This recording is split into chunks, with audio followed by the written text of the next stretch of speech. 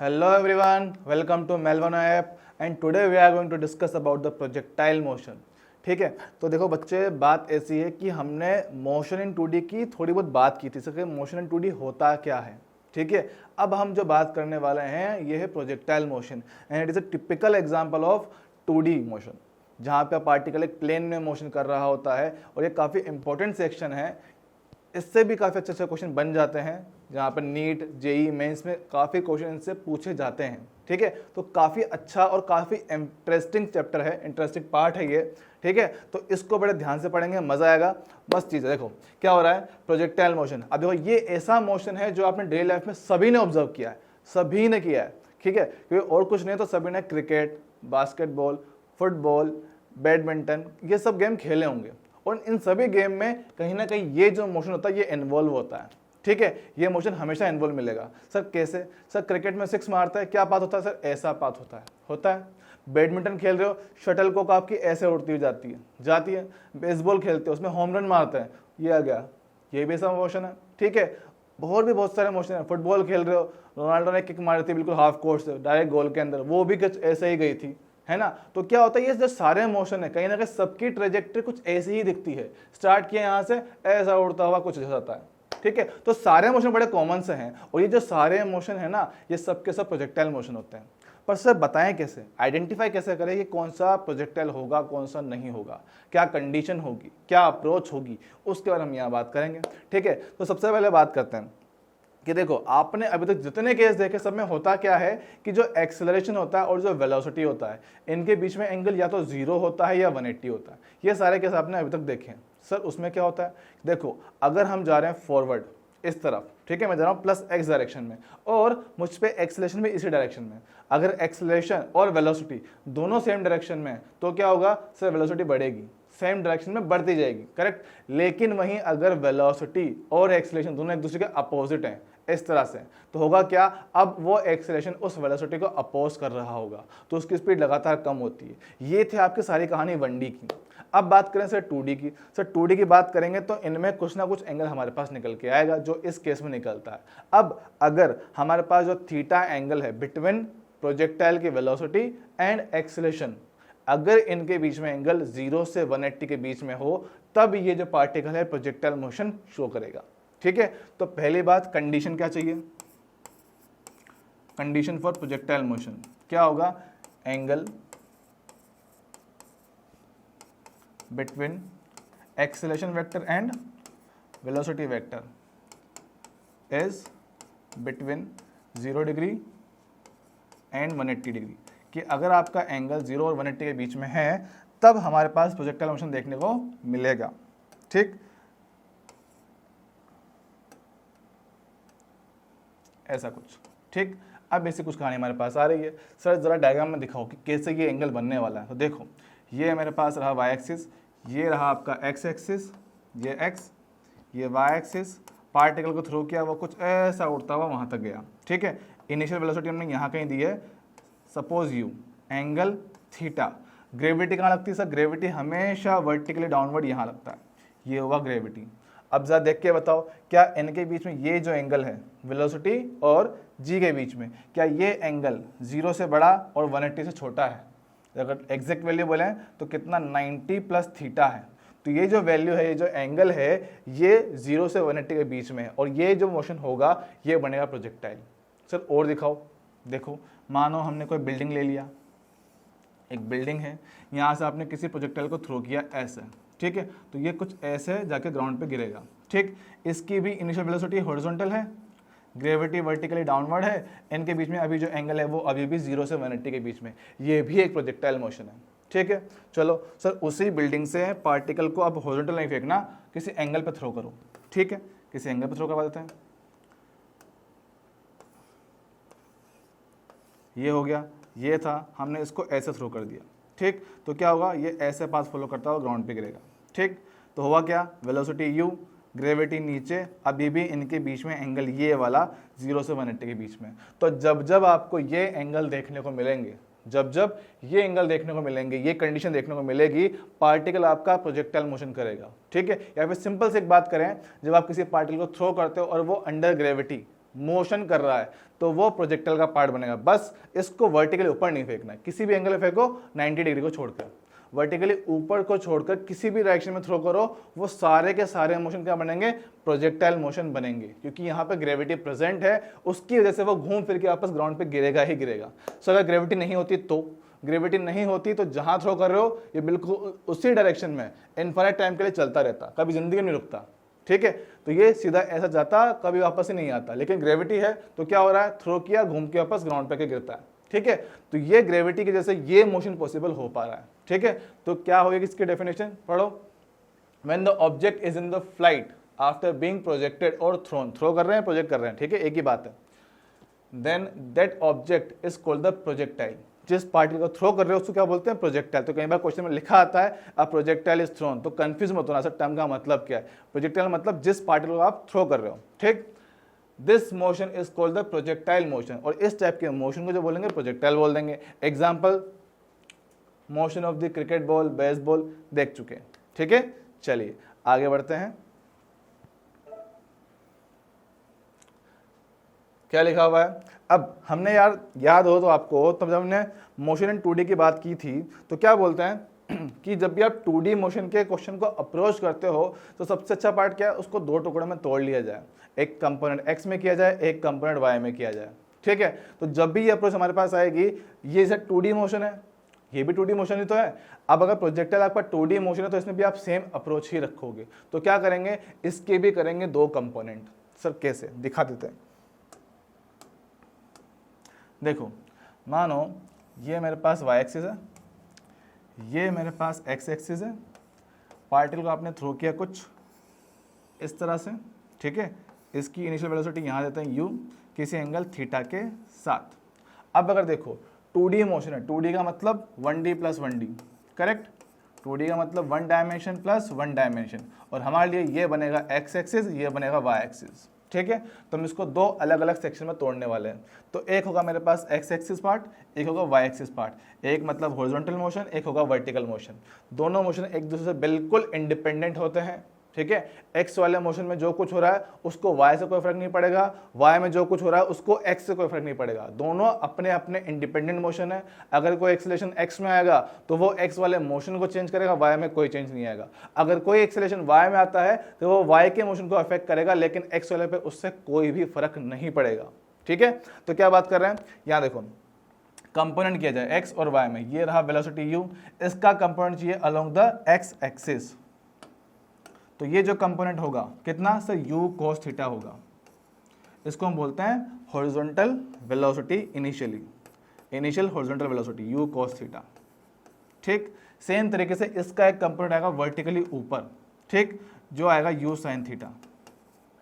तो ये हुआ initial velocity in y direction uy, ठीक। अब ग्रेविटी जो है वो हमेशा वर्टिकली नीचे लगता है, करेक्ट। लेकिन इसके अलावा और कोई यहाँ पे एक्सेलरेशन हमारे पास नहीं है। जब कोई एक्सेलरेशन है ही नहीं तो मतलब कि x डायरेक्शन में एक्सेलरेशन नहीं आएगा, लेकिन y डायरेक्शन में एक्सेलरेशन प्रेजेंट है, और वो है ग्रेविटी जो कि वर्टिकली डाउनवर्ड एक्ट कर रहा है, ठीक। ये कुछ चीज़ें हैं। अब इनके बेसिस पर हम जो चाहें इसके लिए निकाल सकते हैं कि किस टाइम पे पार्टिकल क्या होगा, उस टाइम पे उसकी वेलोसिटी क्या होगी, उसकी हॉरिजॉन्टल डिस्टेंस क्या होगा, उसका वर्टिकल हाइट क्या होगा, उसकी जो वेलोसिटी है वो किस एंगल पे होगी। ये सारी की सारी कहानी हम इन दो पार्ट की हेल्प से निकाल सकते हैं। अब अच्छी बात क्या है, चाहे आप किसी भी डायमेंशन में चले जाओ, चाहे आप x में रहो चाहे y में रहो, आपका जो टाइम है वो दोनों के लिए बिल्कुल सेम ही चल रहा है। हम दो मोशन को एक साथ ऑब्जर्व कर रहे हैं, x और y मोशन दोनों को ऑब्जर्व कर रहे हैं। तो हो क्या रहा है, दोनों चीज को ऑब्जर्व करो, लेकिन दोनों में जो टाइम है वो सेम तरीके से चल रहा है। अब सर इसको समझें किस तरह से कि x और y आप बोल तो रहे हो, समझ में कैसे आएगा। देखो, अगर मैं सिर्फ और सिर्फ x की बात करता हूं, अब क्योंकि एक्सेलरेशन x में 0 है तो वेलोसिटी इन x कभी जिंदगी में चेंज नहीं होगी। क्यों, क्योंकि सर कोई फोर्स आया ही नहीं। जब कोई फोर्स आया ही नहीं, जब कोई एक्सेलरेशन आया ही नहीं, तो x वाला कंपोनेंट चेंज नहीं होगा।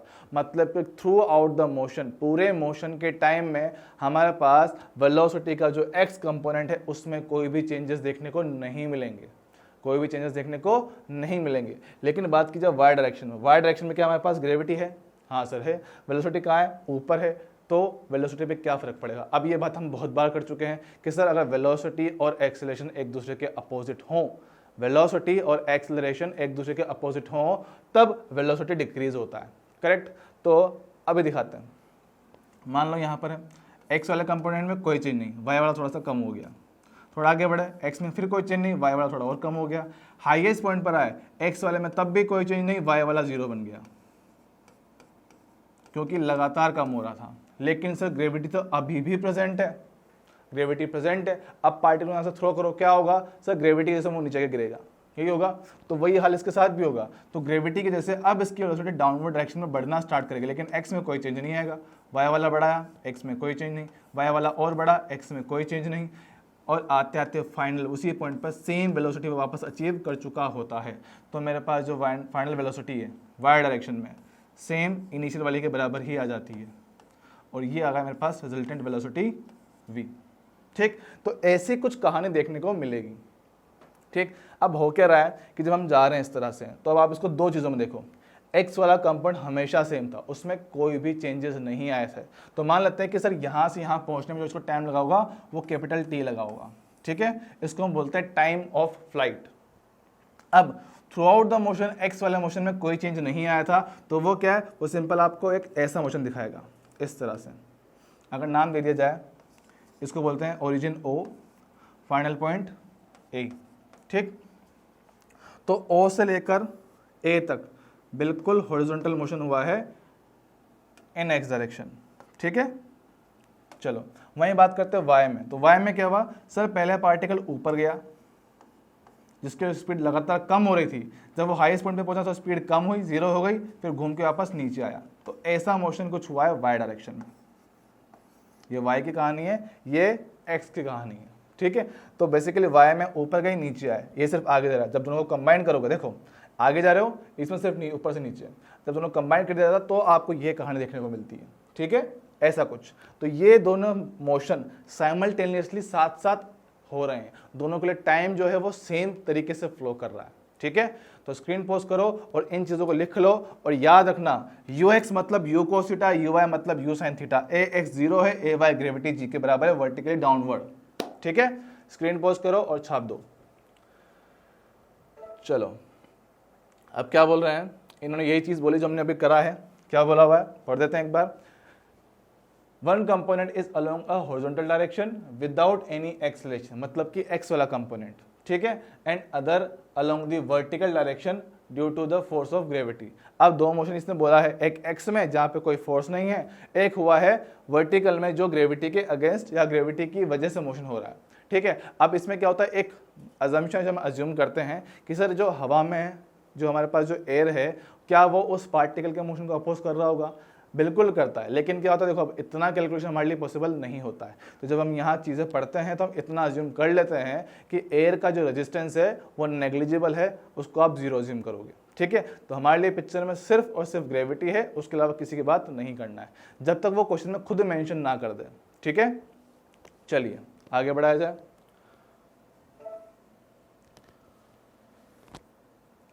चलिए अब सर पाथ इक्वेशन क्या बोलेंगे कि जब प्रोजेक्टाइल आपका मोशन कर रहा है, ठीक है, अब टर्म एक बोलते हैं इक्वेशन ऑफ ट्रेजेक्ट्री। ठीक है, इसके बारे में बात करेंगे। इक्वेशन ऑफ ट्रेजेक्ट्री क्या होता है सर? ऐसी इक्वेशन जो पार्टिकल के पूरे मोशन को डिफाइन कर दे, मतलब कि आप उसमें कोई एक कोऑर्डिनेट रखो, दूसरा कोऑर्डिनेट आपको अपने आप मिल जाए। ऐसी इक्वेशन जो उस पार्टिकल के मोशन की जो इक्वेशन है उसको शो कर सके, उसको एक इक्वेशन फॉर्म में दिखा सके कि किस टाइम पर पार्टिकल कहाँ रहा होगा। तो ऐसी जो इक्वेशन होती है उसको बोलते हैं इक्वेशन ऑफ ट्रेजेक्ट्री। अब इसी तरह से आप इस प्रोजेक्टाइल की बात करोगे कि सर इसकी इक्वेशन ऑफ ट्रेजेक्ट्री, इसकी पाथ इक्वेशन क्या होती है, उसको हम कैसे निकालेंगे। ठीक है, तो सबसे पहले मैं एक बात बोलता हूँ कि जो भी पार्टिकल प्रोजेक्टाइल मोशन कर रहा है, इनका जो मोशन हो रहा है उसमें जो ग्राफ का नेचर होता है, जो उसका मोशन है वो एक पैराबोलिक पाथ होता है। पैराबोलिक पाथ होता है। सर ये कैसे पता? ये अभी हम इसी की हेल्प से डिराइव करेंगे ताकि मैं आपको दिखा पाऊंगा कि ये पाथ आपका पैराबोलिक किस तरह से। ठीक है, तो क्या करते हैं, हमने एक प्रोजेक्टाइल थ्रो किया विद सर्टेन वेलोसिटी v के साथ एंगल थीटा पे। ठीक है, हमने कर दिया दो कंपोनेंट, एक यहाँ पर एक यहाँ पर। ठीक, दो कंपोनेंट, एक कंपोनेंट हमने कितना कर दिया u cos थीटा, एक हो गया u साइन थीटा। ठीक, अब हमने मान लिया कि after time t, at time t, at time t हम कहाँ हैं, इस पॉइंट पर हैं। अब इस पॉइंट का कोऑर्डिनेट मैंने कितना x, y बोल दिया। अब कोऑर्डिनेट का मतलब क्या होता है सर, ये होता है इसका y कोऑर्डिनेट, ये होता है इसका x कोऑर्डिनेट।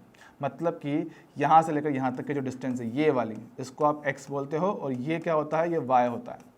अब सर क्या करना है, इसको दो पार्ट में डिवाइड करना है। जो हम बताते हैं कि दो पार्ट में तोड़ दिया जाए, एक बार x में एक बार y में। तो एक बार इक्वेशन लगाई जाएगी x में, एक बार लगाई जाएगी y में, तब जाके आप इस पॉइंट पे पहुंच पाओगे। मतलब कि अगर जो ये मोशन आपका ऐसे हुआ है, मैं इसको अलग तरीके से बोलना चाहूँ तो पहले मैं यहाँ से यहाँ आया x डायरेक्शन में, फिर यहाँ से यहाँ गया y डायरेक्शन में, तब मैं सेम पॉइंट पे पहुंच जाऊंगा। लेकिन ये सारी कहानी एक साथ हो रही है, दोनों मोशन एक साथ हुए हैं, तो आपको इनको बस अलग अलग दिखा रहे हैं, बाकी हुए साथ में ही हैं। ठीक है, चलो आगे बढ़ते हैं। अब क्या बोल रहे हैं कि सर इसने कुछ चीज़ें बता रखी है, velocity in x direction, velocity in y direction. क्या सर अभी हमने देखा था क्या कि वेलोसिटी का कंपोनेंट x डायरेक्शन में क्या v नॉट cos थीटा आया था, वेलोसिटी का component in y direction v not sin theta आया था, बिल्कुल आया था, दोनों कंपोनेंट है। अब क्या बोला हुआ है, along the y axis a resistance is taken as negligible. ये बात हमने पहले ही बोल दिया कि ए रेजिस्टेंस को हम नहीं मानेंगे, इसका वैल्यू 0 लेंगे, इसकी वजह से कोई फोर्स नहीं आया, कोई एक्सेलरेशन नहीं आया है, तो बिल्कुल बात ही नहीं करनी, बात करेंगे सिर्फ और सिर्फ ग्रेविटी की। ठीक है, हमारे पास दोनों वेलोसिटी में मिल चुका है। चलिए अब हम बात कर रहे हैं कि इनिशियली पार्टिकल कहाँ पर था, 0,0 कोऑर्डिनेट पे था। किस तरह से,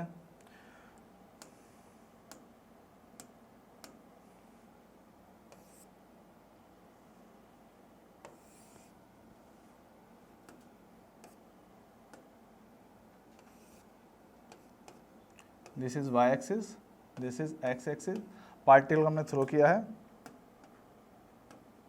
पार्टिकल कुछ ऐसा मोशन करता हुआ गया था। ठीक है, ये इनिशियल स्पीड हमने v लिया था, इसका एंगल थीटा लिया है, v नोट ले लेते हैं। ठीक है, हम बोल रहे हैं कि किसी टाइम पर पार्टिकल यहाँ पर है। अब अगर ये यहाँ पर आपका x और y एक्सिस कौन सा कट कर रहे हैं दूसरे को, तो ये बनेगा ओरिजिन जिसका कोऑर्डिनेट कितना 0,0 है। तो t इक्वल टू 0 पे हम इस पॉइंट पर है, तो उन्होंने वही बोला हुआ है कि t इक्वल टू 0 पे जो उनके कोऑर्डिनेट है x नॉट इक्वल टू 0 और y नॉट इक्वल टू 0, यही बोल रहे हैं ना।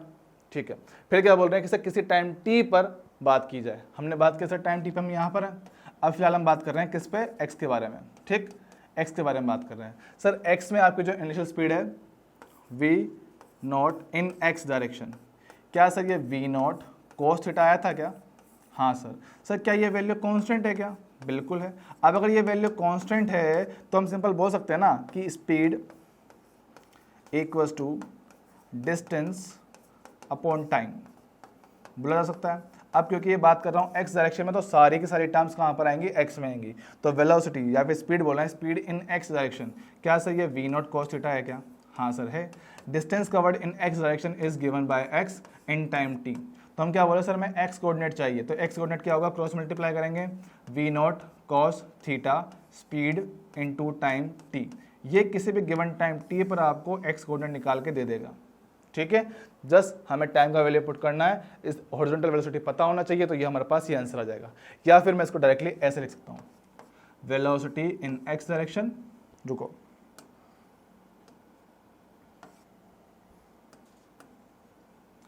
Velocity of particle in x direction into time t।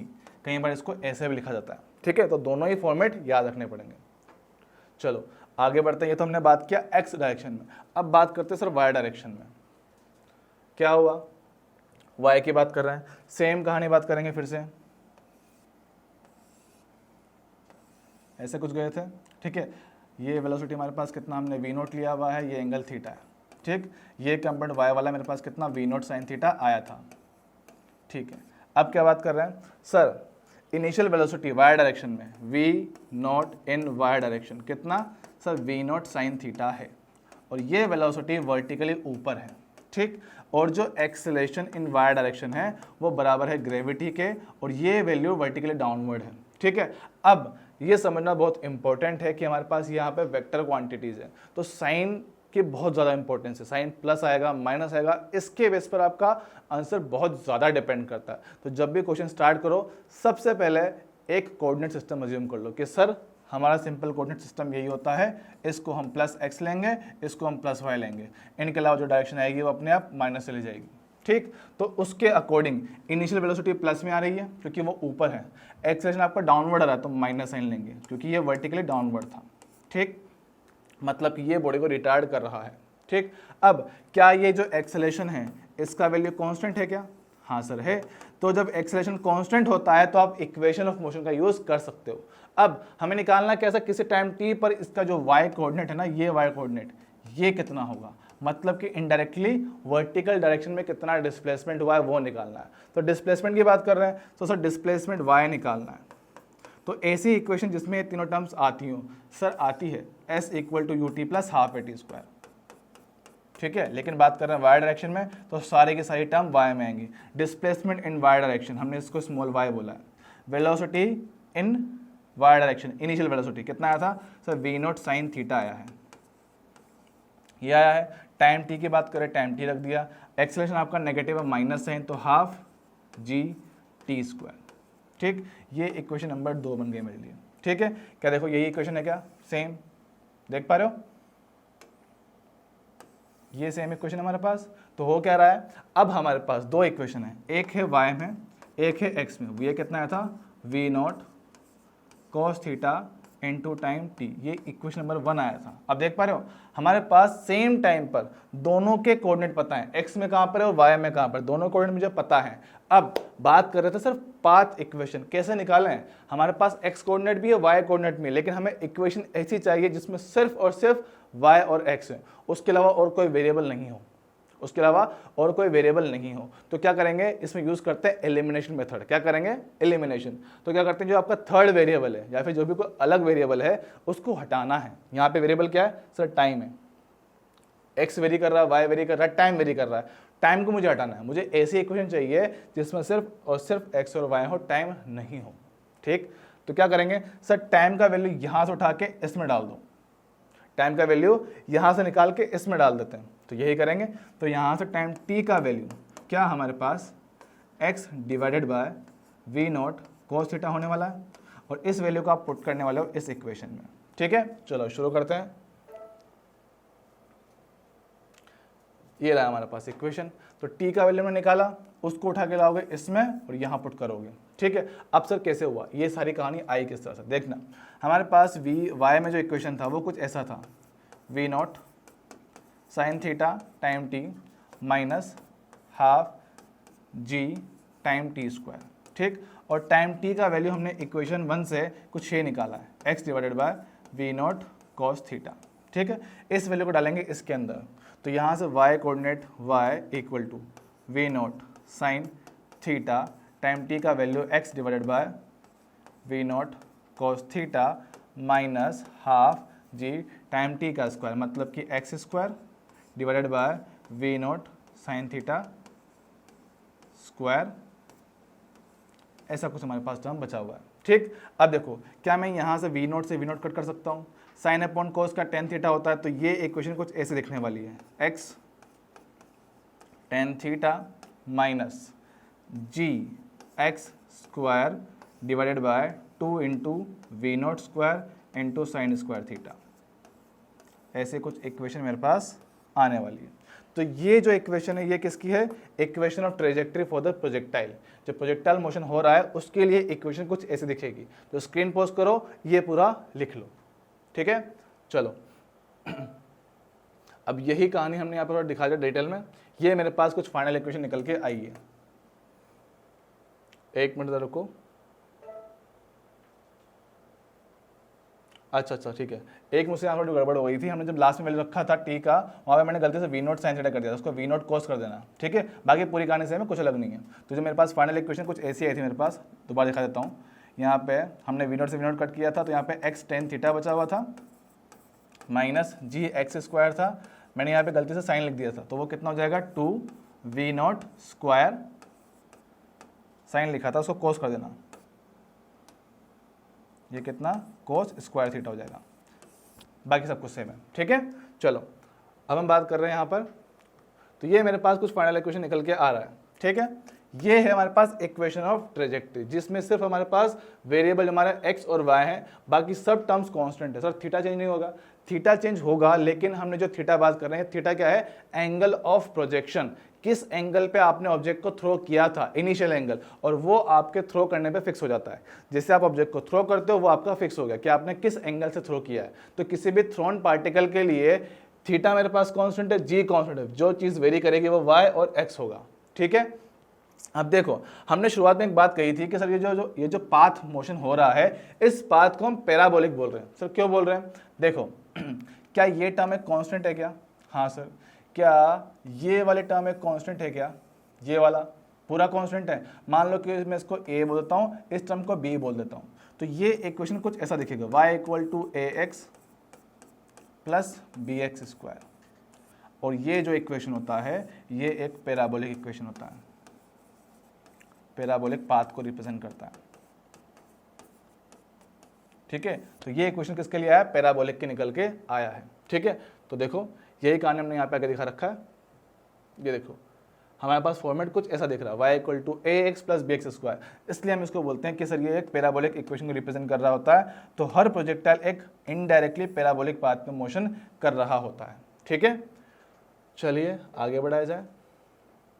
तो चलो अब बच्चों बात करेंगे time to reach the maximum height by the projectile, ठीक है। अपन ने देखा कि प्रोजेक्टाइल में आप पार्टिकल को थ्रो कर रहे हो, वो कुछ इस टाइप का कर्व थ्रो कर रहा है। अब उसको यहाँ से यहाँ तक, समझ रहे हो, इस लोवेस्ट पॉइंट से इस मैक्सिमम हाइट तक पहुंचने में टाइम कितना लगेगा।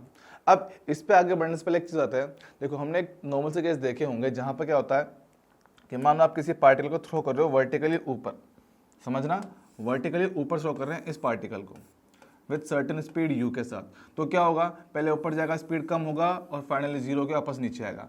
इस हाईएस्ट पॉइंट पर इसका जो फाइनल वेलोसिटी होता है वो कितना, जीरो आता है, ठीक है। ये प्रोजेक्टाइल की बात नहीं कर रहा है, सिंपल मोशन अंडर ग्रेविटी का पार्ट है।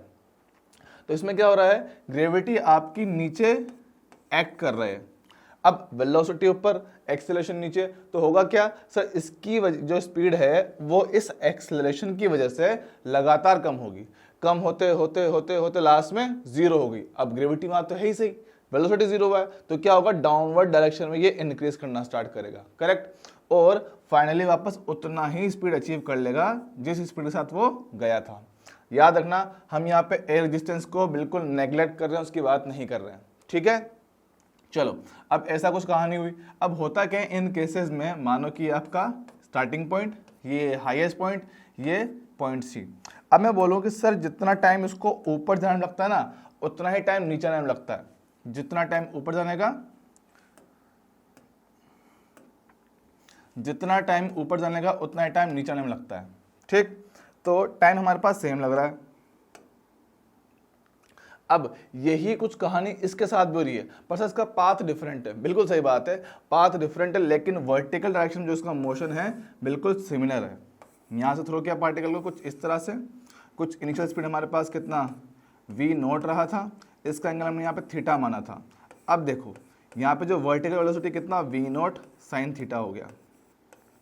सेम उसी की तरह हाईएस्ट पॉइंट पर इसकी वेलोसिटी का y कंपोनेंट जीरो बन गया, और जब वापस ग्राउंड पे पहुंचते हैं वर्टिकल में वापस वो सेम स्पीड को अचीव कर लेता है, v नोट साइन थीटा, ठीक है। देखो सेम कहानी, बस फर्क क्या है, पाथ थोड़ा डिफरेंट है, लेकिन जो वर्टिकल मोशन है वो बिल्कुल एक जैसा है। तो जितना टाइम इसको इस पॉइंट से यहाँ तक और यहाँ से यहाँ तक पहुँचने में लगेगा, सेम टाइम लगने वाला है। मतलब कि ए से बी का टाइम अगर स्मॉल टी है तो बी से सी का टाइम भी हमारे पास स्मॉल टी ही आएगा, ठीक। अब सर टाइम निकाले किस तरह से, अब देखो हम टाइम बात कर रहे हैं कहाँ से कहाँ तक, ए से बी तक, तो आप जो इक्वेशन अप्लाई करोगे वो भी ए से बी के मोशन के लिए ही करोगे। मतलब कि ए मेरे पास बनेगा स्टार्टिंग पॉइंट, बी बनेगा मेरा फाइनल पॉइंट। अब स्टार्टिंग पॉइंट पर वर्टिकल में क्या इनिशियल स्पीड पता है क्या, हाँ सर। क्या फाइनल पॉइंट पर वर्टिकल डायरेक्शन में स्पीड पता है क्या, बिल्कुल पता है। क्या वर्टिकल डायरेक्शन में हमें एक्सेलरेशन पता है क्या, वो भी पता है। स्पीड पता है इनिशियल, फाइनल पता है, एक्सेलरेशन पता है, टाइम पूछा हुआ है। सर कौन सी इक्वेशन लगाएं, sir first equation of motion क्या होता है, v equals to U plus A T. V पता है, u पता है, a पता है, टाइम निकालना है। चले चलो, तो इसके according v equal to U plus AT। Final velocity vertical में कितना 0 आया था। इनिशियल वेलोसिटी वर्टिकल में V0 साइन थीटा आया था।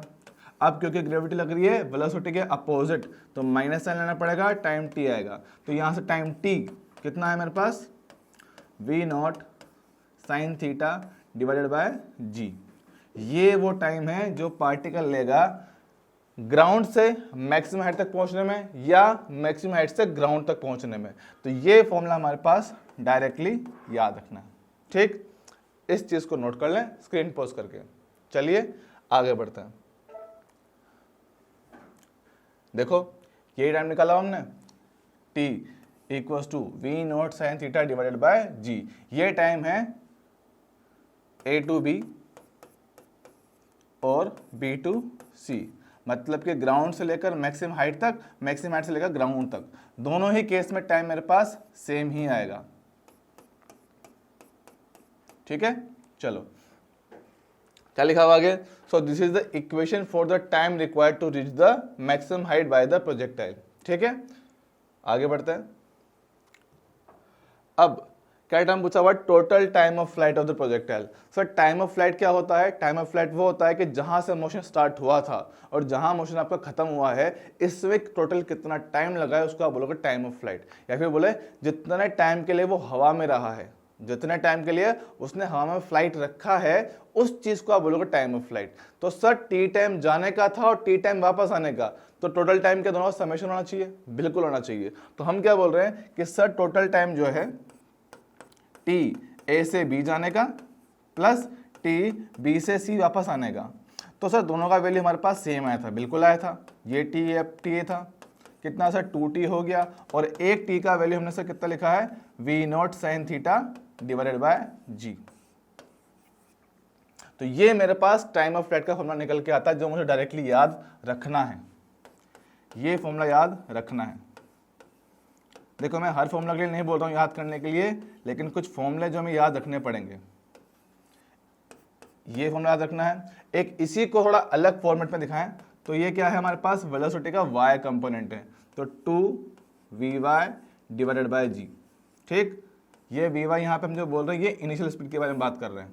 ठीक, तो ये मैग्नीट्यूड और थीटा के टर्म में है और ये सिर्फ vy के टर्म में है। ठीक, नॉर्मल केस याद रख सकते हो या फिर इसको एक थोड़ा आसान टर्म बनाऊं, एक जनरल केस होता है इसका जो जनरल केस होगा उसके अकॉर्डिंग इसको लिखो एक्सेलरेशन इन वाई डायरेक्शन। ठीक है, तो ये एक जनरल फॉर्मेट हो जाता है मेरे पास कि जब मेरे पास कभी भी ऐसा कोई केस हो सकता है कि जो एक्सेलरेशन है वो ग्रेविटी के बराबर ना हो लेकिन कुछ ना कुछ एक्सेलरेशन होगा, तो उसकी वजह से आप ऐसा कुछ फॉर्मूला उसका दिखा पाओगे। ठीक है, तो ये मेरे पास general formula for the time of flight of the projectile. ठीक है, स्क्रीन पॉज करो और लिख लो।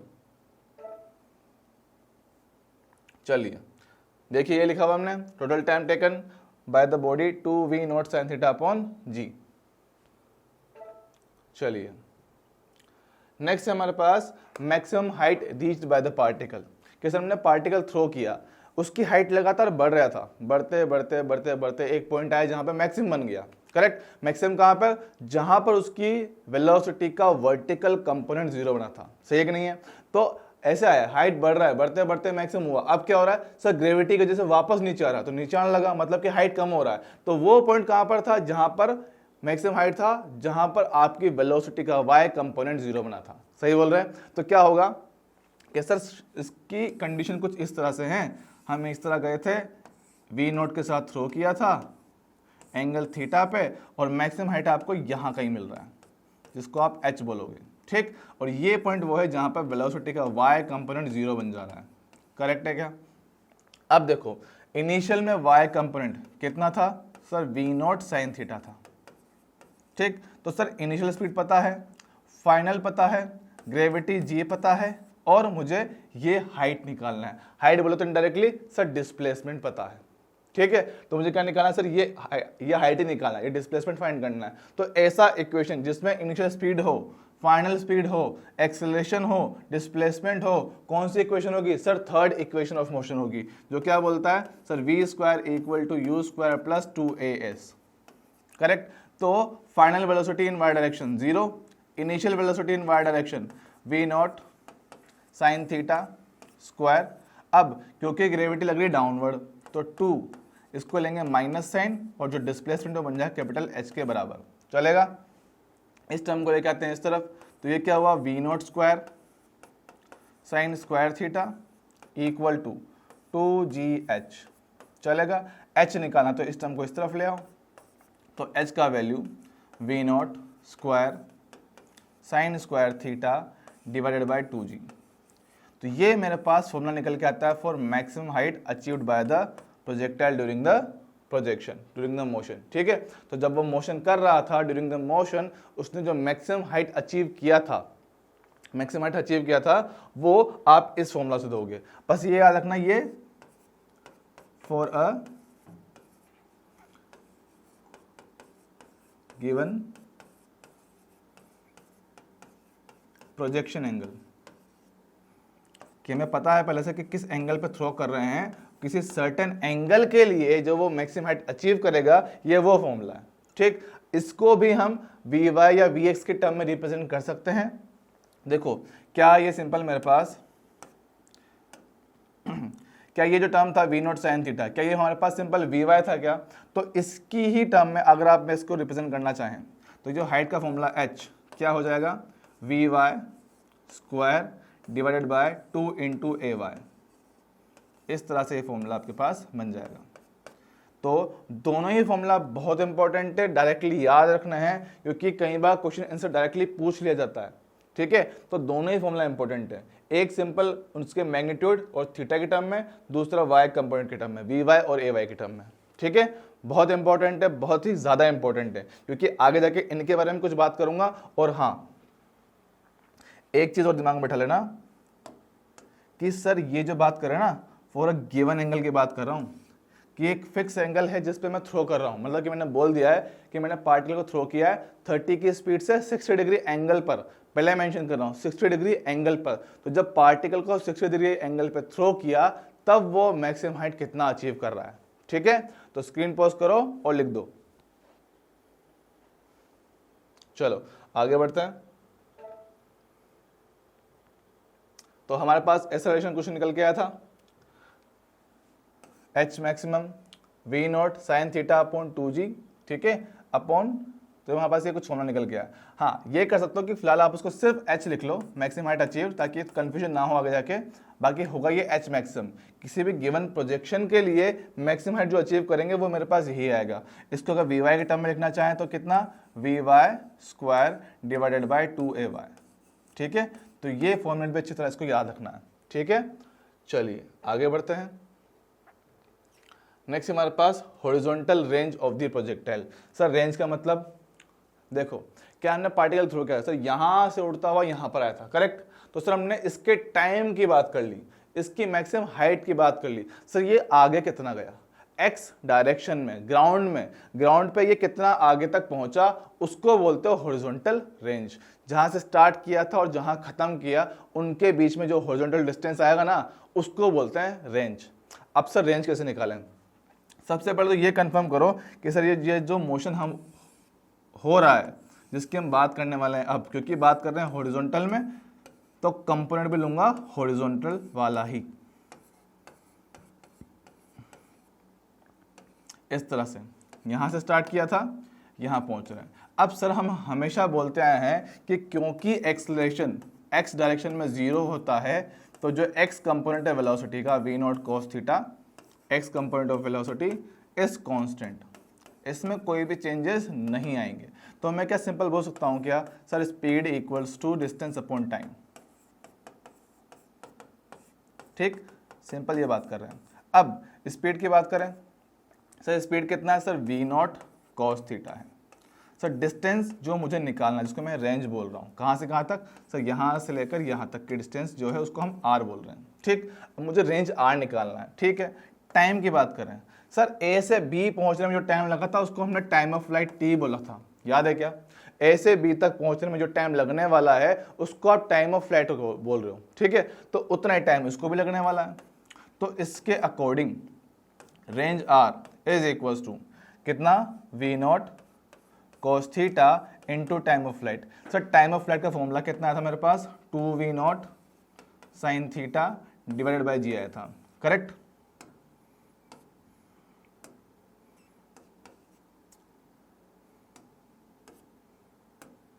ये रेंज हम थोड़ा यहाँ दिखाते हैं, ठीक है।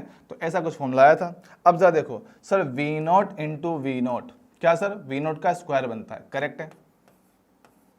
फिर यहां पर देखो 2 sine theta cos theta, sir एक फॉर्मूला होता है, ये देखा देखा लगता है, 2 साइन थीटा कोस थीटा किसका फॉर्मूला होता है, सर साइन 2 थीटा का होता है, याद आया, 2 sine theta cos theta equals to sine 2 theta, या फिर उल्टा लिख दो, यहां लिख देता हूं sine 2 theta equal to 2 sine theta into cos theta, ठीक है। ये याद रखना है, अच्छा फॉर्मूला है, कई बार यूज आता है, ठीक है। तो ये टर्म चेंज होकर क्या बन गया, साइन 2 थीटा बन गया डिवाइडेड बाय जी आ गया, ठीक। तो ये मेरे पास कुछ फॉर्मूला निकल के आता है किसके लिए, रेंज के लिए। तो horizontal range of the projectile is given by this formula and you have to remember this formula also. This is the formula for horizontal range. Same इसी फॉर्मूला को आप इनके x और y कंपोनेंट की term में represent कर सकते हो। जरा देखो, क्या सर ये uy है क्या, ये वाला ux है क्या, और ये ay है क्या। तो ये जो फॉर्मूला है 2 velocity component in x direction, velocity component y direction divided by acceleration in y direction, directly ये भी एक फॉर्मूला है। तो हमें ये भी याद रखना है, ये भी बड़ा इंपॉर्टेंट है, ठीक है। तो हमने हॉरिजॉन्टल रेंज देख लिया, हमने मैक्सिमम हाइट देख लिया, टाइम ऑफ फ्लाइट देख लिया। तीनों ही फॉर्मूला बहुत ज़्यादा इंपॉर्टेंट है, मुझे याद होने चाहिए, क्योंकि इन पे क्वेश्चन डायरेक्टली बन सकते हैं और इनके लिए आप हर बार ड्राइव करने बैठो, इतना टाइम आपको एग्जाम में नहीं मिलता है। तो ज़्यादा बेटर है इन फॉर्मूलाज को याद ही कर लिया जाए, ठीक है। तो स्क्रीन पॉज करो और लिख दो। चलिए आगे बढ़ते हैं।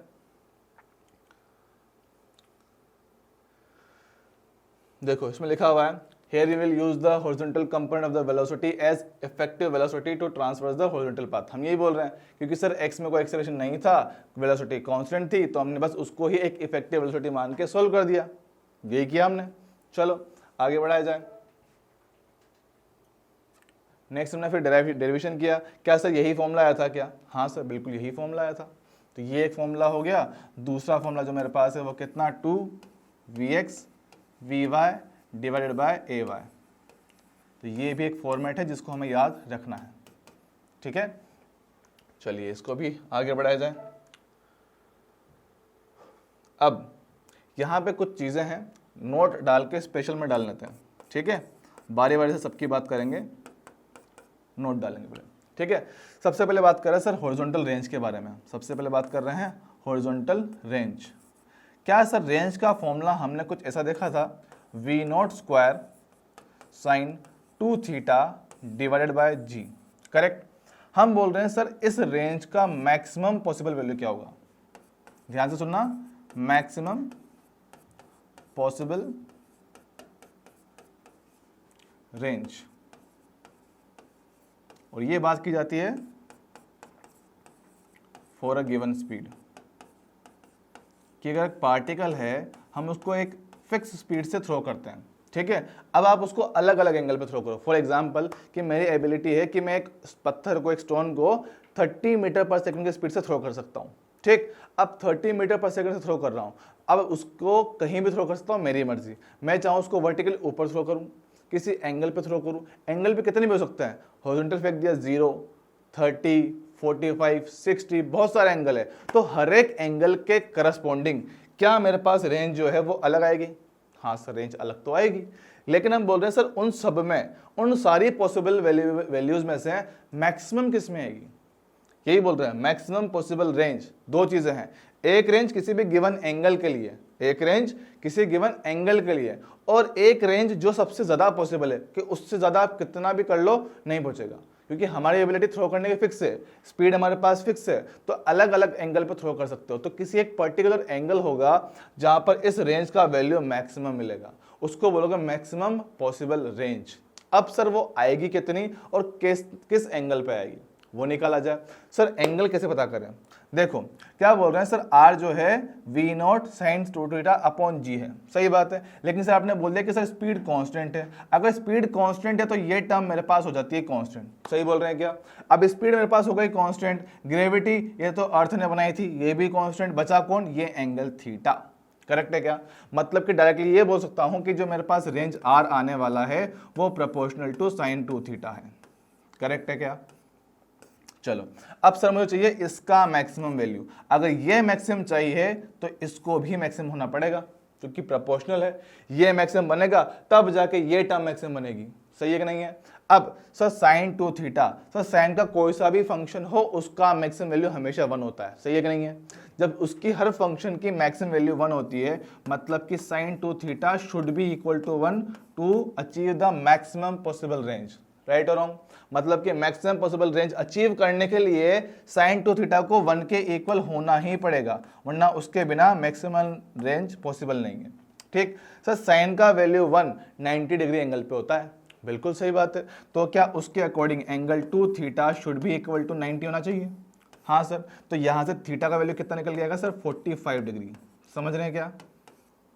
मतलब कि ये वो पर्टिकुलर एंगल है जहां पर आपको मैक्सिमम पॉसिबल रेंज मिलेगा किसी भी एंगल के लिए। मैं चाहे 10 से थ्रो करूं, चाहे 20 से थ्रो करूं, चाहे 30 से, चाहे 100 से, चाहे 1000 से, हर एक वेलोसिटी के लिए इस पर्टिकुलर एंगल पर आपको मैक्सिमम पॉसिबल रेंज देखने को मिलेगी। क्लियर है क्या? चलो सर ये एंगल तो मिल गया, मैक्सिमम वैल्यू आएगी कितनी? ये होगा आर मैक्सिमम, आर मैक्सिमम। ठीक है, तो r maximum sir sine two theta हमने 1 लिया था, तो remaining term will be v naught square divided by g. ये भी हमें याद रखना है, maximum possible range. General case ये है जब आपको थीटा गिवन हो क्वेश्चन में कि सर इस एंगल पे थ्रो किया जाऊं, इस एंगल पे थ्रो करो तो कितना रेंज आएगा, तब ये फॉर्मूला अप्लाई करना है। लेकिन वो पूछा कि sir maximum possible range, maximum उसको कहां तक थ्रो कर सकते हैं, तब वो इसकी बात कर रहा है। ठीक है, स्क्रीन पॉज करो, लिख दो। चलो आगे बढ़ते हैं। चलो नोट में ही second note, second note, note 2। अब बात कर रहे हैं कि सर मैक्सिमम पॉसिबल हाइट, कि सर हाइट तो आ रहा है और एक पॉइंट पे मैक्सिमम भी आया था, उसका फॉर्मूला हमने लिखा भी था। कितना लिखा है sir? h equals to V naught square sine square theta divided by 2g। ऐसा कुछ फॉर्मूला निकल के हमारे पास आया है। सर ये किसी भी गिवन एंगल के लिए मैक्सिमम हाइट की बात कर रहे हैं, किसी भी गिवन एंगल के लिए। सर मुझे एंगल दिया हुआ है, एक पार्टिकल है, उसको किसी स्पीड से थ्रो कर रहा हूँ, एक स्पीड फिक्स कर दिया है, अब उस स्पीड के साथ उसको अलग अलग एंगल पे 90, 0, 30, 60, 45 ऐसे थ्रो कर रहे हैं। अब एक पर्टिकुलर एंगल होगा जब हाइट मैक्सिमम मिलेगा। अभी हमने देखा कि एक पर्टिकुलर एंगल जहां पे horizontal distance, horizontal range maximum थी। अब बोल रहा हूं कि किस एंगल पर ये जो मैक्सिमम हाइट वो अचीव कर रहा है वो मैक्सिमम बन जाए। ठीक, तो सेम स्टोरी यहां पर भी है कि sir for a given speed V naught constant है और ये जी भी कांस्टेंट है, तो इसके अकॉर्डिंग जो मेरे पास हाइट हम अचीव कर रहे हैं वो प्रोपोर्शनल किसके? साइन स्क्वायर थीटा के। करेक्ट है क्या? सही बात है। अब अगर h को मैक्सिमम करना है तो भैया इसको भी मैक्सिमम करना पड़ेगा। करेक्ट है क्या? अब अगर साइन थीटा मैक्सिमम बन रहा है तो साइन थीटा का जो मैक्सिमम वैल्यू पॉसिबल है वो कितना होता है? सर वो तो 1 ही होता है, और उसके लिए थीटा का वैल्यू कितना? 90 होना पड़ता है। ठीक है क्या? तो एंगल कितना? 90 हो गया। मतलब कि अगर पार्टिकल को मैक्सिमम हाइट अचीव करवाना है तो angle of projection should be 90 degree, मतलब कि वर्टिकली ऊपर थ्रो करना पड़ेगा इस तरह से। समझ रहे हो? तब जाके मैक्सिमम हाइट अचीव करेंगे, और वो भी कितना होगा? मैक्सिमम पॉसिबल हाइट कितना है? सर साइन तो 1 हो गया, बचा कौन? ये दो टर्म, बचा कौन? ये दो टर्म। तो क्या हुआ sir? V naught square divided by 2g। यह मैक्सिमम पॉसिबल हाइट निकल कर आया है। क्लियर है क्या? तो ये भी बहुत सी ज़्यादा इंपॉर्टेंट चीज़ है, डायरेक्टली याद रखना है। नोट करो स्क्रीन पॉज करके। ठीक है, चलिए आगे बढ़ते हैं। अब यहीं पर मैं आपको एक नोट नंबर 3 दिखा रहा हूं। नोट नंबर 3 हम बात कर रहे हैं क्या, relation between range R and maximum height H, कि सर रेंज आर और मैक्सिमम हाइट एच में रिलेशन क्या होता है। सर रेंज का फॉर्मूला हमने ऐसा कुछ पढ़ा है, v naught square sine 2 theta divided by g, ठीक, या फिर इसको थोड़ा एक्सटेंड कर दूं तो ऐसा कुछ पढ़ा था, V naught square sine 2 theta का फॉर्मूला होता है 2 sine theta cos theta divided by G. Sir इसको एक्सटेंड क्यों कर दिया, आसान करने के लिए, ताकि चीज़ें आपको खुली खुली अलग अलग दिख जाए। और जो मैक्सिमम हाइट हमने पढ़ा है वो कितना sir, V naught square sine square theta upon 2g होता है, ठीक, डिवाइडेड बाय 2g, ठीक है। तो मुझे चाहिए कि सर इनमें रिलेशन क्या होगा, तो क्या करता हूँ, दोनों इक्वेशन कर दो डिवाइड, तो यहाँ लिख देते हैं इसको एक बार, v naught square sine square theta divided by 2g, ठीक है, देख पा रहे हो, दोनों को हमने सिंपल डिवाइड किया। तो सर यहाँ से हम वी स्क्वायर से वी स्क्वायर कट कर सकते हैं, बिल्कुल, एक जी से एक जी कट कर सकते हो, बिल्कुल, एक साइन थीटा से एक साइन थीटा गायब कर सकते हो। तो सर रिमेनिंग टर्म जो मेरे पास होंगी ना वो कुछ ऐसे दिखने वाली हैं, आर डिवाइडेड बाय एच, यहाँ क्या बचा है सर 2 कोस थीटा बचा हुआ है, ठीक है, यहाँ 2 कोस थीटा बचा हुआ है, डिवाइड में सर यहाँ पे एक साइन और यहाँ पे 2 बचा हुआ है, ठीक है, तो साइन थीटा डिवाइड बाय 2 बचा हुआ है, ये 2 को ले आते हैं ऊपर, ये 2 को ले आते हैं ऊपर, तो यहाँ से या फिर लिख लो एक बार, आर डिवाइड बाय एच, 2 को ले आए ऊपर तो कितना 4 cos theta divided by sine theta, ठीक। तो यहाँ से कुछ टर्म आपको अब ऐसे दिखने वाली है, टर्म्स को कर दो उल्टा, तो यहाँ से h डिवाइडेड बाय आर कितना sine theta divided by 4 cos theta. Sir sine upon cos tan theta होता है, बिल्कुल होता है, तो यहाँ से h divided by R is equals to tan theta divided by 4 आ रहा है। तो ये कुछ एक रिलेशन है जो आपको हर बार देखने को मिलेगा between the maximum height and range, ठीक है, इसको नोट कर लो, और काफ़ी काम का फॉर्मूला, ये भी बहुत काम का है, ठीक है, स्क्रीन पॉज करो और लिख लिया जाए, ठीक। चलो तो भैया मुद्दे की बात भैया ये है कि सर हमने यहाँ पे कुछ फॉर्मूले देखे, ठीक है, सब फॉर्मूले के बारे बारे से बात करता हूँ। पहला हमने देखा सर टाइम ऑफ फ्लाइट कितना आया था sir 2u sine theta divided by g. फिर हमने देखा सर मैक्सिमम हाइट का फॉर्मूला, वो कितना सर u स्क्वायर, u मतलब यहाँ पे मैं मैक्सिमम हाइट को सॉरी इनिशियल स्पीड को बोल रहा हूँ, आप चाहो तो v नॉट लिख सकते हो, ठीक है। चलो हम बोल रहे हैं कि u square sine square theta divided by 2g, और मैक्सिमम नहीं सॉरी हॉरिजॉन्टल रेंज, तो u square sine 2 theta divided by g. हाँ कुछ बच्चे ध्यान दे दें यहाँ पर ध्यान से, क्योंकि कईयों को कन्फ्यूजन हो जाता है, ये साइन का स्क्वायर है और ये साइन 2 थीटा है, ये एंगल का डबल है और ये पूरे साइन के फंक्शन का स्क्वायर है, कंफ्यूज नहीं होना, लिख देता हूँ मैं यहाँ पर वरना बाद में कंफ्यूज हो जाओगे। कि सर साइन स्क्वायर थीटा का सिंपल सा मतलब ये है साइन थीटा जो फंक्शन है उसका पूरे का स्क्वायर, ठीक है, और साइन 2 थीटा जो है ये बराबर नहीं है साइन स्क्वायर थीटा के, कंफ्यूज मत हो जाना, दोनों अलग चीज़ें हैं, ठीक है। तो ऐसे कुछ रिलेशन पढ़े। अब इन्हीं के हमने कुछ एक पार्ट देखा जहाँ पर हमने इनके मैक्सिमम वैल्यूज़ की बात की, ठीक है, मैक्सिमम वैल्यूज़ की बात करी। पहले बात कर रहा हूँ हमने h की बात किया, तो h मैक्सिमम जो मेरे पास आया मैक्सिमम पॉसिबल हाइट वो कितना sir u square divided by 2g आया, और सर कितने एंगल पे थीटा इक्वल टू 90 डिग्री पर आया, ठीक, थीटा इक्वल टू 90 डिग्री पर आया। दूसरा हमने बात किया आर मैक्सिमम हॉरिजॉन्टल रेंज, ये कितना sir u square divided by g आया और ये एंगल 45 पर आया, ठीक। लास्ट फिर हमने रिलेशन देखा किसमें h और r में, तो h by R equal to tan theta by 4 देखा। तो ये चीज़ें हमें पता होनी चाहिए, ठीक है, अच्छी चीज़ें हैं, इसको शॉर्ट में एक सिंगल से पेज पर एक साथ लिख लो ताकि चीज़ें याद रहें कि सर ये चीज़ें तो हमें याद होनी ही चाहिए पूरे चैप्टर में, और कुछ याद रहे ना रहे, ठीक। स्क्रीन पॉज करो और लिख दो। चलिए अब एक और चीज़ बताने वाला हूँ मैं यहाँ पर, बड़े काम की चीज़ है।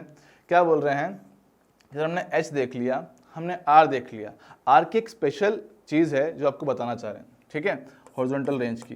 क्या बोल रहे हैं कि अगर प्रोजेक्टाइल को if a projectile, just a minute,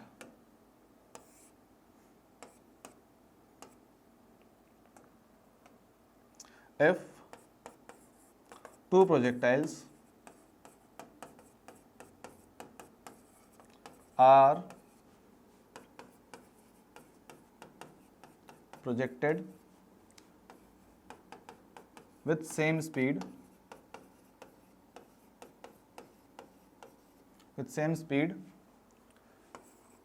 at an angle theta and, एक मिनट को आपको इसको थोड़ा अर्थ दिखाता हूं।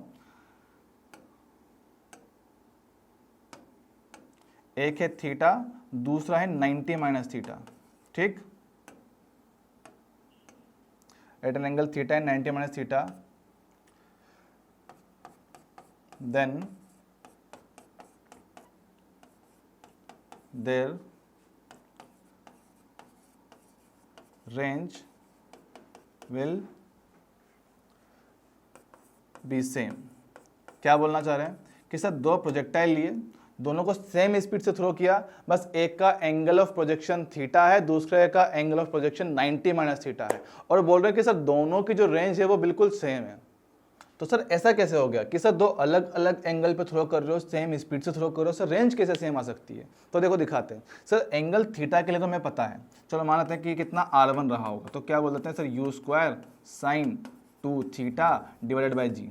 सर ये तो हमें पता है, सिंगल के लिए तो पता है कि सर थीटा से थ्रो किया तो इतना आएगा, लेकिन सर अगर एंगल 90 माइनस थीटा हो तो क्या यही formula R2 equal to U square sine 2, अब यहाँ ध्यान देना वालों को, क्या बोल रहे हैं कि सर जो थीटा लिखते हो ना, ये एंगल ऑफ प्रोजेक्शन होता है। बिल्कुल सही बात है सर, इसके लिए एंगल ऑफ प्रोजेक्शन कितना है? 90 माइनस थीटा है। Angle of projection 90 minus theta है, तो यहाँ लग देते हैं 90 minus theta divide by G, same है। करेक्ट है क्या सर? ये साइन 2 90 माइनस थीटा। अब इस चीज़ को मैं थोड़ा सा अलग से यहाँ शो कर देता हूँ कि सर साइन 2 इंटू मल्टीप्लाई कर दो, कितना 180 माइनस 2 थीटा आएगा। कि सर ये जो एंगल है ना 180 माइनस, मतलब कि सेकंड क्वाड्रेंट में आता है। सेकंड क्वाड्रेंट में आएगा मतलब कि वहां पे साइन का वैल्यू पॉजिटिव आता है, कि साइन तो सर पॉजिटिव आएगा। ठीक है, बात करें सर ये है नॉन चेंजिंग लाइन, तो आपका साइन भी साइन ही रहेगा, तो साइन हो जाएगा साइन 2 थीटा के बराबर। तो मतलब कि इसका वैल्यू फिर से कितना आ गया? U square sine 2 theta divided by g. देख रहे हो क्या? R1 और R2 दोनों का फॉर्मूला फिर से सेम आ गया, मतलब कि दो अलग अलग एंगल पर रेंज मुझे सेम मिल जा रही है। समझ रहे हो? दो अलग अलग एंगल ऑफ प्रोजेक्शन पर सेम स्पीड से थ्रो कर रहा हूं तो मुझे रेंज बिल्कुल सेम मिल जा रही है, मतलब कि R1 इक्वल्स टू R2 है। मतलब कि एक सिंपल सा एग्जांपल दूं कि मानो अगर मैं इसको 30 डिग्री पे थ्रो कर रहा हूं तो इसको 90 माइनस 30 मतलब कि 60 पर सेम स्पीड से थ्रो कर रहा हूं, तो अगर एक को 30 से थ्रो किया, एक को 60 डिग्री पे थ्रो किया, दोनों के लिए हॉरिजॉन्टल रेंज सेम आएगा। ठीक है, अगर डायग्राम दिखाना चाहो तो डायग्राम कुछ ऐसा दिखेगा आपको। समझो कि एक ऐसे थ्रो किया है कम एंगल पर, एक को ज़्यादा एंगल पर थ्रो किया था, वो कुछ ऊपर जाएगा, ऐसे गिरेगा। समझ पा रहे हो कि ऐसे कुछ थ्रो किया है इस तरह से।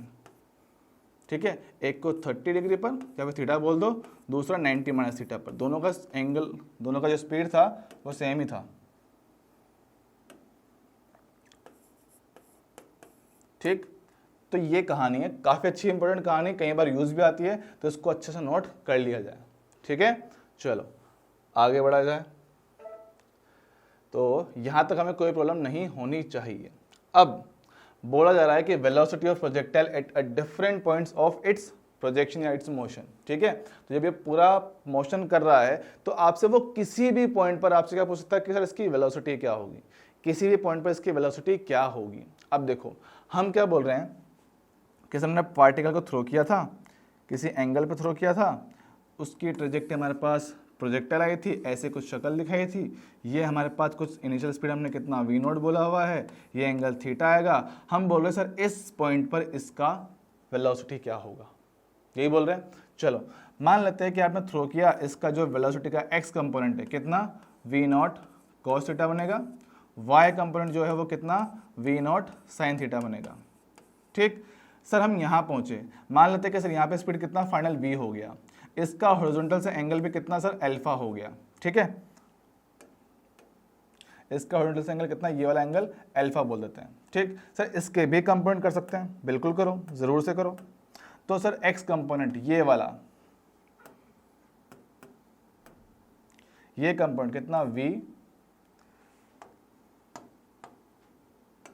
ये कंपोनेंट कितना v cos अल्फा बनेगा और वर्टिकल वाला v sin अल्फा बनेगा। ठीक, अब ध्यान से समझना, ये जो ब्लू वाला है ये आपका इनिशियल दिखा रहा है और ये ब्लैक वाला हमारे पास फाइनल दिखा रहा है। ठीक है, तो देखो हम क्या बोल रहे हैं सर अभी तक, सर x में एक्सेलरेशन नहीं है तो x वाला कंपोनेंट बिल्कुल सेम रहेगा, बिल्कुल सही बात है। तो सर x डायरेक्शन में जो final velocity v cos alpha वो इक्वल है किसके sir, v naught cos theta के, जो इनिशियल में थी हमारे पास इक्वेशन नंबर 1। ठीक, बात कर sir v naught sine theta, ये इनिशियल में है, ये फाइनल में। अब क्योंकि वर्टिकल में ग्रेविटी एक्ट कर रहा है तो इसमें चेंजेस देखने को मिलेंगे, जरूर मिलेंगे। तो अगर मैं बात करता हूँ for y direction, for y direction, तो क्या है सर, हम बात कर रहे हैं कि आफ्टर टाइम t इसकी वेलोसिटी क्या है, तो लगाए थे equation v equals to u plus A T. Final velocity कितना है सर, v sin अल्फा लिखा हुआ है। ठीक, इनिशियल कितना है sir, v naught sine theta है। ठीक है सर, ग्रेविटी लग रहा है वर्टिकली डाउनवर्ड, मतलब कि वेलोसिटी के अपोजिट, तो minus sine g into T, ये इक्वेशन नंबर 2 निकल कर आ गया। ठीक है क्या, तो इसको आप सिंपल vx बोल सकते हो किसी टाइम t पर, और इसको y कंपोनेंट vy बोल सकते हो। तो अगर मुझे उस पॉइंट पर उस वेलोसिटी v वेक्टर को रिप्रेजेंट करना है तो ये बनेगा क्या, vx i cap plus vy j cap. Correct है क्या, तो ये कितना बन जाएगा हमारे पास, v नॉट cos थीटा आई cap plus v naught sine theta minus g into T जे कैप। करेक्ट है क्या, इस तरह से आप उसकी फाइनल वेलोसिटी को रिप्रेजेंट कर सकते हो। ठीक है, ये फाइनल वेलोसिटी आ गई। सर अगर मुझसे सिर्फ और सिर्फ इसका मैग्नीट्यूड पूछा जाए तब क्या करूँगा, तो देखो, तो जो फाइनल वेलोसिटी मेरे पास होगी वो क्या बनेगा, V X square plus V Y square under root. इस तरह से आप इसका मैग्नीट्यूड निकाल सकते हो। ठीक है, इसमें कोई भी प्रॉब्लम नहीं होनी चाहिए। स्क्रीन पॉज करो और लिख दो। चलिए आगे बढ़ते हैं।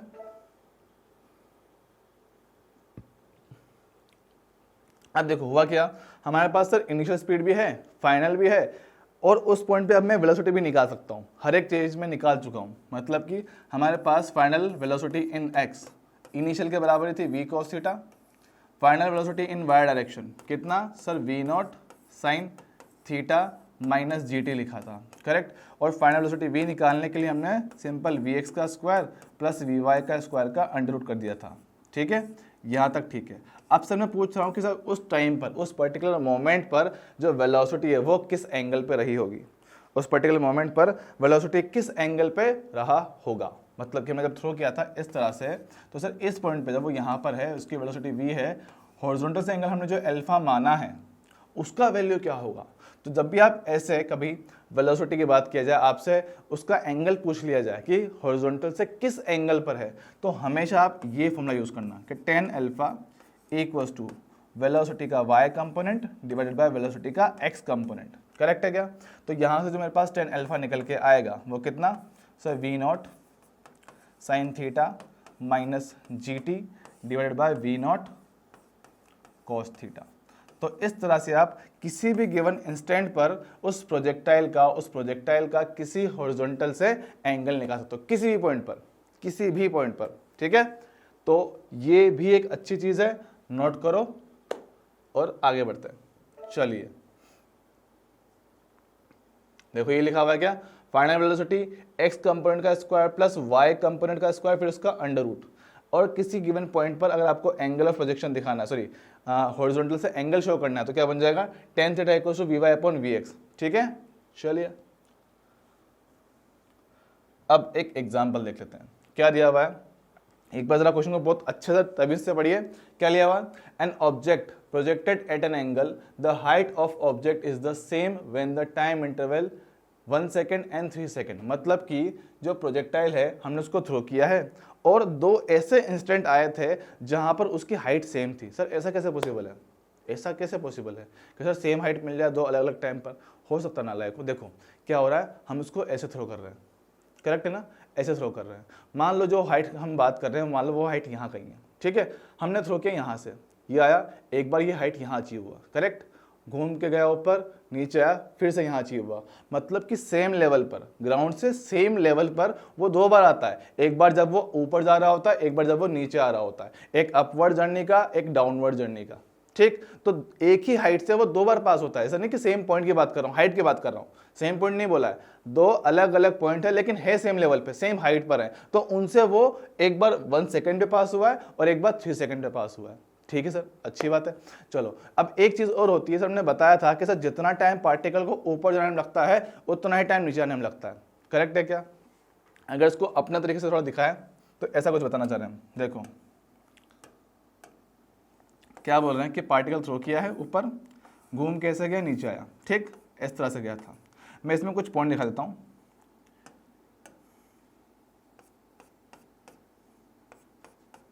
ठीक है, इस तरह से कुछ पॉइंट्स की बात कर रहा हूँ, नाम दे देते हैं, मान लो इसको, ये पॉइंट कितना ए है, ये बी है, ये सी है,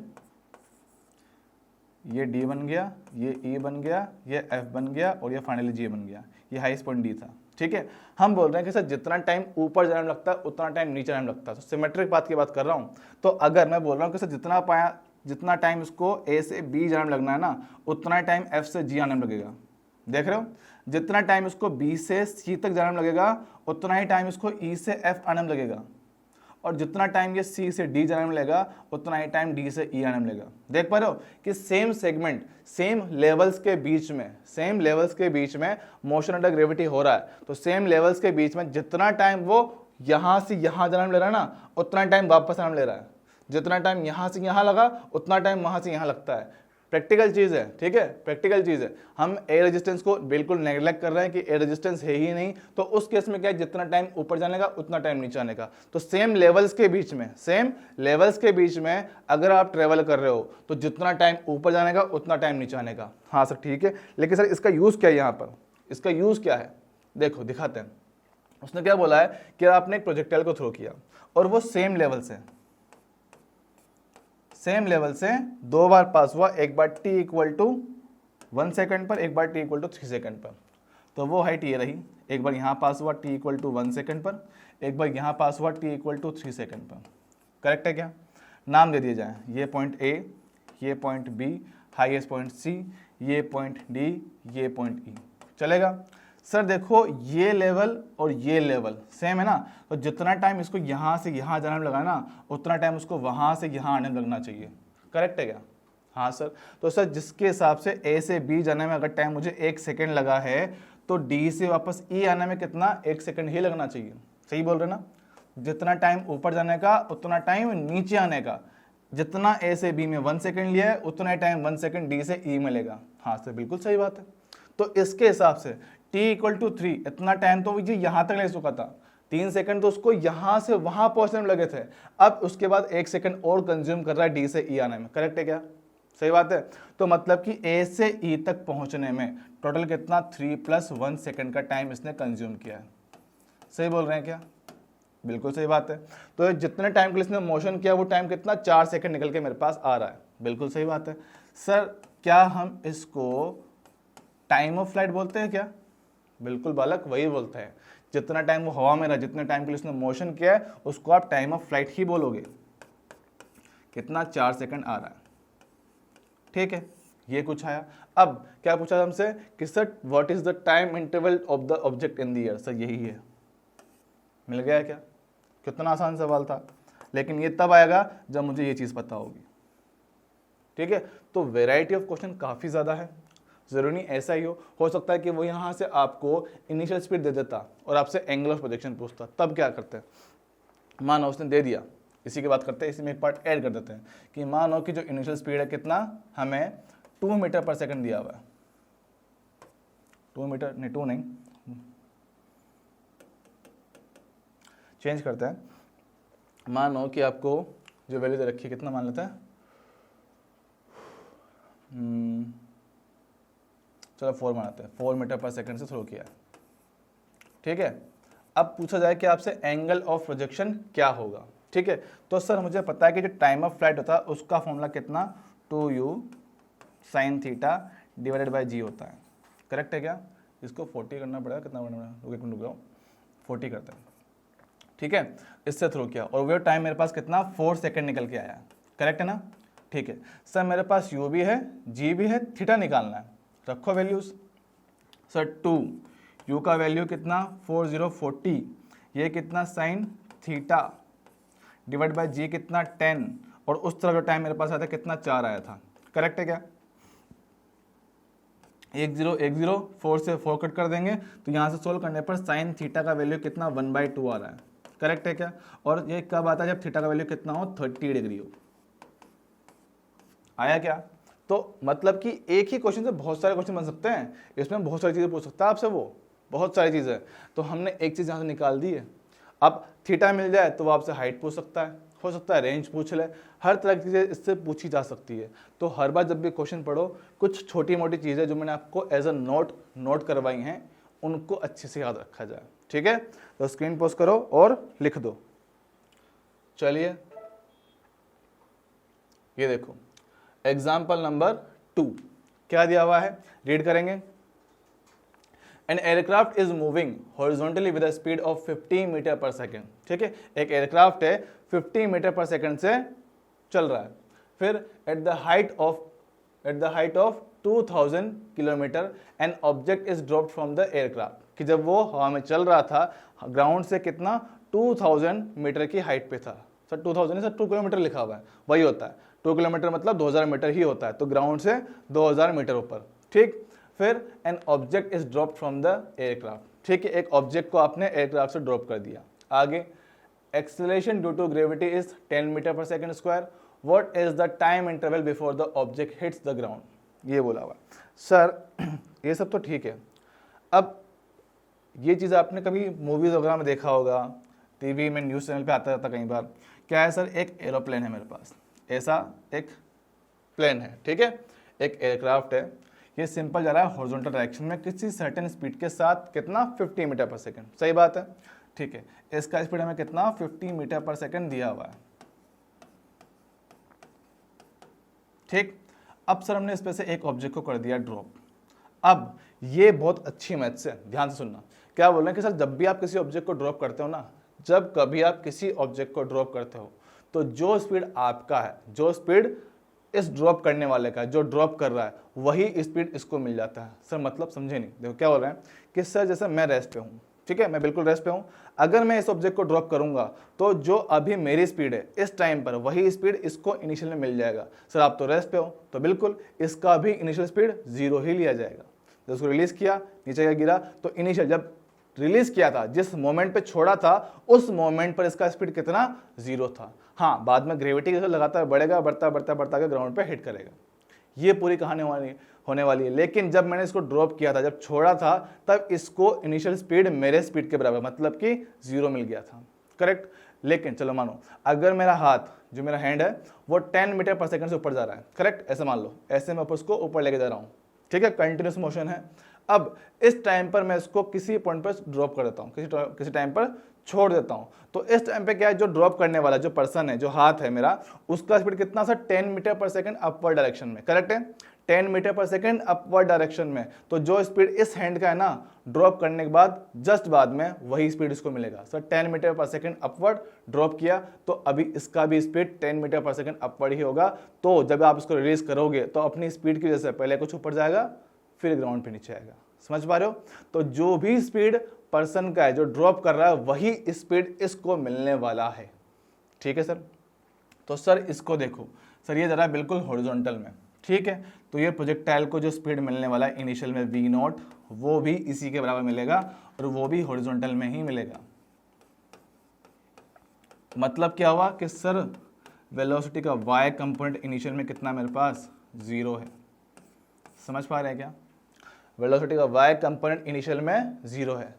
तो सर इस केस में क्या होगा, इस वेलोसिटी की वजह से ग्रेविटी तो हमेशा प्रेजेंट है, तो उसकी वजह से आएगा तो नीचे ही, लेकिन अब जो पाथ होगा वो कुछ ऐसा होगा, ग्राउंड पे ऐसा कुछ आके गिरेगा वो। समझ पा रहे हो? ऐसा कुछ चलता हुआ आगे गिरेगा इस पॉइंट पर। अब उसने बोला हुआ है कि यहाँ से लेकर यहाँ तक का जो हाइट है हमारे पास, यहाँ से लेकर यहाँ तक का जो हाइट है 2 किलोमीटर, मतलब कि 2000 मीटर आपको दिया हुआ है। ठीक, हाइट पता है, अब पूछा क्या है सर, ग्राउंड पे वो कितने टाइम में आके हिट करेगा। ठीक है, तो देखो सर बात करते हैं वाई डायरेक्शन में, क्योंकि वाई के बारे में काफ़ी सारी चीज़ें हमें पता है। Sir initial velocity Y direction में कितना सर, 0 दिया हुआ है, बिल्कुल सही बात है। Displacement in Y direction, vertical displacement क्या सर 2000 मीटर है क्या, बिल्कुल है, लेकिन ये हुआ है वर्टिकली डाउनवर्ड, तो क्या करेंगे माइनस साइन लेंगे। क्यों, क्योंकि इन जनरल जो हम साइन कन्वेंशन लेते हैं उसके अकॉर्डिंग ये डायरेक्शन आपकी प्लस होती है। ठीक है, प्लस एक्स प्लस वाई, ये कहाँ पर डाउनवर्ड, तो माइनस साइन लेना पड़ेगा। सेम तरीके से एक्सेलरेशन इन वाई डायरेक्शन जो है ग्रेविटी के बराबर, तो वो भी आएगा -10, क्योंकि ये भी वर्टिकली डाउनवर्ड है। ठीक सर, इनिशियल स्पीड है, एक्सेलरेशन है, डिस्टेंस है, टाइम निकालना है, टाइम निकालना है। तो सर लगा देते हैं इक्वेशन नंबर 2, क्या बोलती है, S equal to U T plus half A T square. ये बोल रहे हैं सर डिस्टेंस कितना -200 ट्रेवल किया है, इनिशियल स्पीड कितना सर 0 था, एक्सेलरेशन कितना सर नेगेटिव है -1/2, जी का value 10 into time T square, चलेगा क्या। ठीक है, एक 0 से एक 0 कर दिया गायब, 2 को यहाँ लेके आ, माइनस से माइनस हटा दिया, तो टी स्क्वायर इक्वल टू कितना आ रहा है सर 4040 आ रहा है। ठीक है, क्या इतना आ रहा है, तो क्या करेंगे सर इसका अंडर रूट कर दो, तो t equals to under root 4040, इतना टाइम हमें लगेगा। तो बहुत बढ़िया क्वेश्चन है, बहुत अच्छा कॉन्सेप्ट आपको सिखा गया कि जब भी आप ऑब्जेक्ट को ड्रॉप करते हो तो जो स्पीड इस पर्सन का होगा वही स्पीड उस प्रोजेक्टाइल को मिल जाएगा, और इसके लिए हमारे पास कितना ये निकल के आया। सर इतनी मेहनत ना करना चाहे तो, इतनी मेहनत ना करना चाहो तो फिर डायरेक्टली फॉर्मूला बताते हैं। फॉर्मूला इसका होगा, जब भी आपकी इनिशियल स्पीड वर्टिकल में 0 हो, जब कभी ये 0 हो, तो उस केस में जो उसको टाइम लगने वाला है वो हमेशा इसके इक्वल होता है 2h upon acceleration Y direction. तो इस केस में क्या है, हमारे पास डिस्टेंस है 2 इंटू 2000, एक मिनट शायद मैंने थोड़ी गड़बड़ कर दी, हाँ थोड़ी गड़बड़ होगी, हमने एक 0 कम ले लिया यहाँ पर, रुको, एक 0 कम ले लिया था, तो एक 0 ऐड कर देते हैं। ठीक है, तो यहाँ कितना हमारे पास 400 बचेगा, अंडर रूट लोगे तो हमारे पास कितना 20 आएगा। ठीक है, प्रोसेस आपका सेम ही, बस वैल्यू हमने गलत ले ली थी, तो कितना हमारे पास 20 सेकंड आ जाएगा। ठीक है, जब यहाँ रखोगे इसमें भी शॉर्ट ट्रिक में भी कितना 2 इंटू 2000 हमारे पास हाइट है, डिवाइड बाई जी का वैल्यू कितना 10 है, एक 0 से एक 0 गया, कितना 400 आएगा, और रूट ऑफ 400 कितना 20 होता है, तो 20 सेकंड आपको टाइम लगने वाला है। तो आपकी मर्जी, एक जनरल कन्वेंशनल मेथड से कर सकते हो जिससे आपका आंसर हर बार आएगा। अब इसके लिए पहले आपको ये याद रखना पड़ेगा, ये याद है तब आप इस फॉर्मूले को कर पाओगे, अदरवाइज इससे करो बेस्ट है। ठीक है, सो आई होप आपको यहाँ तक सब कुछ क्लियर होगा। देखिए कि ये आंसर आएगा हमारे पास, final answer t equal to 20 second. तो देखो अभी तक हमने प्रोजेक्टाइल की पूरी कहानी पढ़ डाली है। सर इक्वेशन देखी, पाथ देखा, रेंज देखा, हाइट देखा, टाइम देखा, किसी गिवन पॉइंट पर उसकी कोऑर्डिनेट तक देख लिए, उसकी वेलोसिटी देख ली, उसका हॉरिजॉन्टल से एंगल देख लिया, कुछ एग्जांपल देख लिए, कुछ देखने को बचा नहीं है। जो बचा है अब आपके लिए सिर्फ और सिर्फ प्रैक्टिस करना, बहुत सारे क्वेश्चन कीजिए, सब कुछ आपका इन्हीं चीज़ों पे बेस है। अगर मुझे ये चीज़ें पता हैं, जो हमने स्पेशल नोट लिखे हैं वो पता है, तो यकीन मानिए आप हर क्वेश्चन कर लोगे। सो इसमें अब कोई प्रॉब्लम नहीं आनी चाहिए। ठीक है, so I hope you did follow the lecture, see you in the next one, all the best.